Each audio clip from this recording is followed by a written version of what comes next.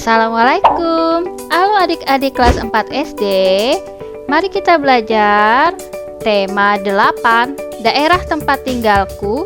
Subtema 1, lingkungan tempat tinggalku. Pembelajaran 1. Sudah siapkan buku dan alat tulisnya? Belajar bersama Ibu Guru Indriani. Tujuan pembelajaran 1. Dengan kegiatan membaca cerita fiksi, siswa dapat menyebutkan tokoh-tokoh pada cerita fiksi dengan tepat. 2. Dengan kegiatan berlatih menceritakan kembali cerita fiksi, siswa dapat bercerita tentang artikulasi jelas, ekspresif, intonasi tepat, dan penuh percaya diri. 3. Dengan kegiatan mencari tahu pengertian dan ciri-ciri cerita fiksi, siswa dapat menjelaskan secara lisan pengertian dan ciri-ciri cerita fiksi. 4. Dengan kegiatan mengamati gambar anak menarik dan mendorong ayunan, siswa dapat mengetahui pengertian gaya dan gerak dengan benar. 5. Dengan berdiskusi tentang perbedaan gaya dan gerak, siswa dapat menjelaskan perbedaan gaya dan gerak. 6. Dengan mendorong dan menarik meja, siswa dapat mempraktikkan gaya dorongan dan tarikan. 7. Dengan kegiatan menulis hasil percobaan mendorong dan menarik meja, siswa dapat menyajikan hasil percobaan tentang gaya dan gerak secara tertulis. Pembelajaran 1. Aku dan keluargaku berasal dari Jawa Barat. Di Jawa Barat terdapat banyak tempat wisata, diantaranya Telaga Warna. Apa kamu pernah mendengar cerita asal mula Telaga Warna? Ayo kita cari tahu. Udin dan keluarga sedang berlibur di daerah asalnya, yaitu Jawa Barat. Di lingkungan tempat tinggal Udin di Jawa Barat terdapat tempat wisata Telaga Warna. Telaga Warna terletak di kawasan Puncak Bogor. Saat Udin berwisata di Telaga Warna, ayah Udin menceritakan asal mula Telaga Warna. Cerita asal mula Telaga Warna merupakan cerita turun-temurun yang terkenal di daerah tersebut. Bagaimana cerita asal mula Telaga Warna? Ayo kita cari tahu.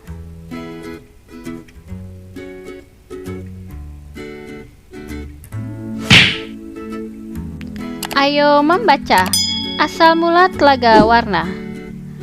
Bacalah dalam hati cerita asal mula Telaga Warna berikut. Dahulu kala di Jawa Barat ada raja dan permaisuri yang belum dikaruniai anak. Padahal mereka sudah bertahun-tahun menunggu.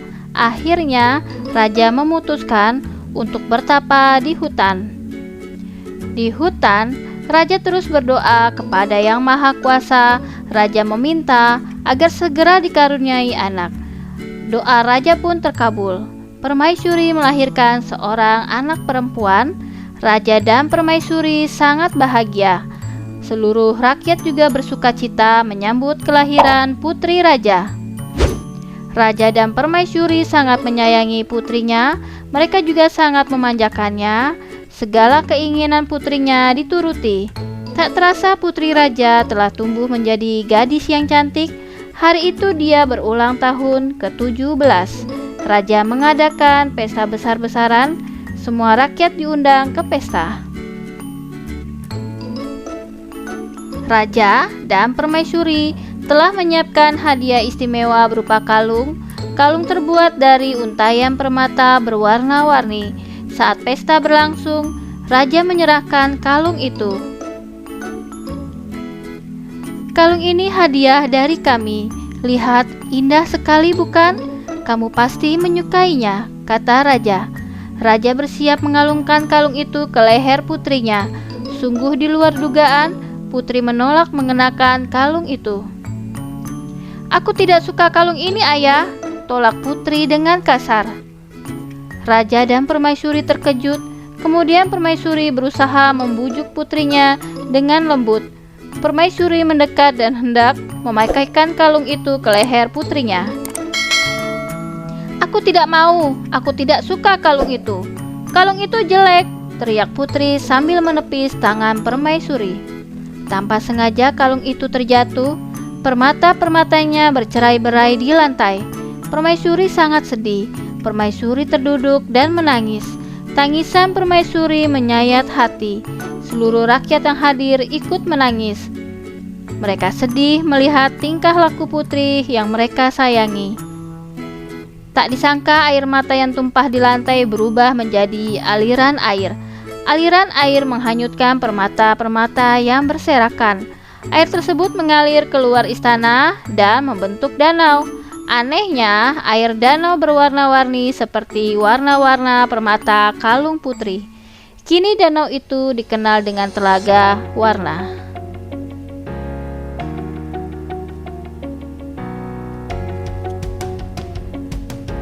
Berikutnya, jawablah pertanyaan berikut berdasarkan cerita di depan.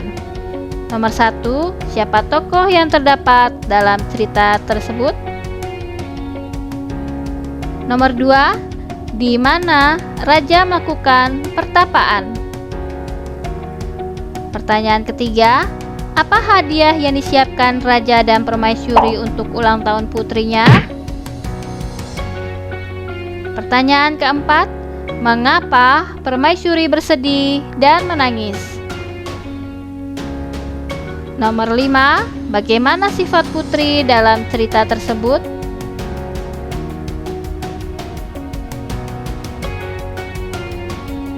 Ayo berlatih. Ceritakan kembali secara lisan dengan menyebutkan tokoh-tokoh yang ada dalam cerita asal mula Telaga Warna.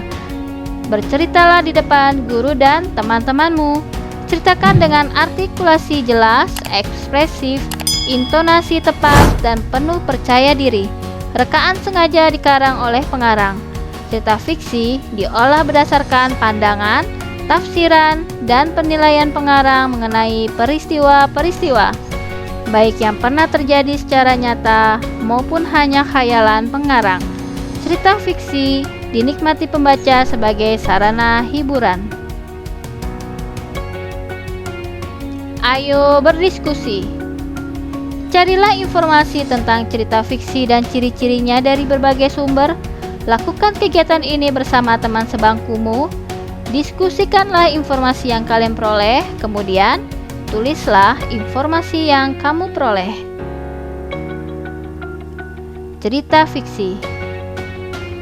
Cerita fiksi adalah karya sastra yang berisi cerita rekaan atau didasari dengan angan-angan atau fantasi dan bukan berdasarkan kejadian nyata, hanya berdasarkan imajinasi pengarang.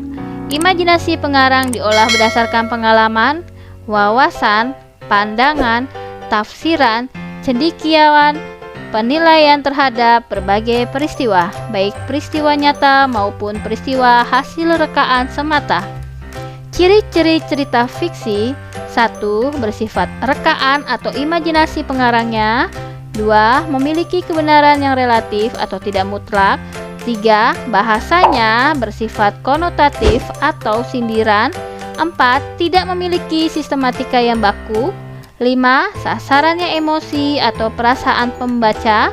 6. Memiliki pesan moral atau amanat tertentu.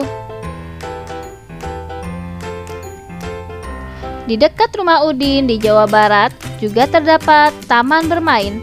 Udin dan saudara-saudara sepupunya bermain di sana. Dita ingin bermain ayunan. Udin membantu Dita menarik dan mendorong ayunan. Ayo mengamati gerak dan gaya. Udin menarik ayunan, kemudian Udin mendorong ayunan.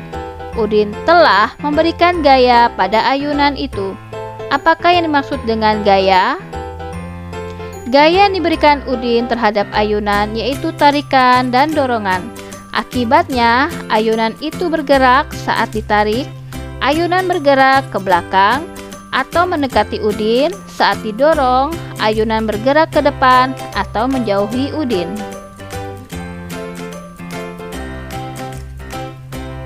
Gaya adalah suatu kekuatan yang mengakibatkan benda yang dikenainya dapat mengalami gerak, perubahan kedudukan, atau perubahan bentuk.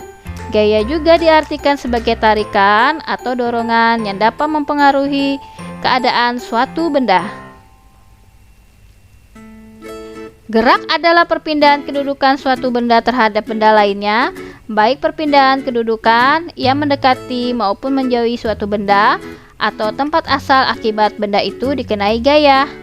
Agar kamu lebih memahami tentang gaya dan gerak, lakukan percobaan berikut. Ayo mencoba. Buatlah kelompok terdiri atas 3 orang. Kelompokmu akan melakukan percobaan untuk membedakan gaya dan gerak. Mendorong dan menarik meja. Tujuan: membedakan gaya dan gerak. Alat: meja. Langkah kegiatan: 1. Letakkan meja di tempat yang cukup luas. Lalu, doronglah meja itu. Amati yang terjadi pada meja itu. Kemudian langkah yang ketiga, tariklah meja itu. Amati yang terjadi pada meja itu. Ayo menulis. Tulislah hasil percobaanmu dengan menjawab pertanyaan berikut. 1. Apa yang terjadi pada saat meja didorong? 2. Kemana arah meja saat didorong? 3. Apa yang terjadi pada meja saat ditarik? 4. Kemana arah meja saat ditarik?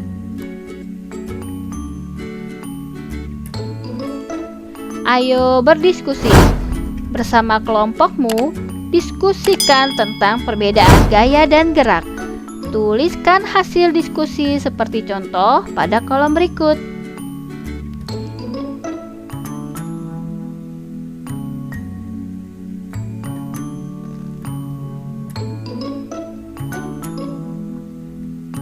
Ayo renungkan.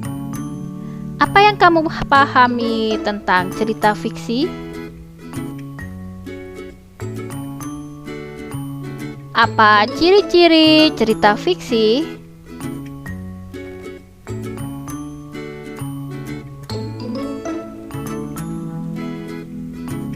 Apa yang dimaksud dengan gaya? Apa yang dimaksud dengan gerak? Apa yang membedakan gaya dan gerak? Sekian materi tema 8, subtema 1, pembelajaran 1. Terima kasih sudah menyaksikan, semoga bermanfaat dan sampai jumpa kembali. Wassalamualaikum warahmatullahi wabarakatuh.